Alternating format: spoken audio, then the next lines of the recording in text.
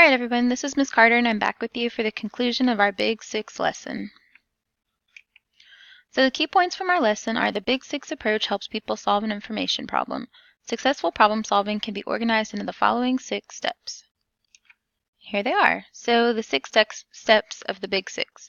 1 is task definition. What type of information do I need? 2. Information seeking strategies. What kind of resources can I use? 3. Location and access. Where are the resources and things I can do to help me are I should skim and scan bold print and headings.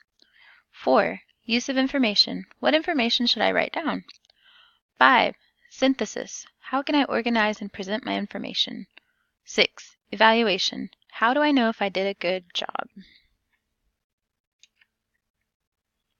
So at the very end of this, I have a handout for you about the Big 6, and it just serves as a reminder for you. It's organized into a table. It shows the step, the skill, and then the focus of each of the skills.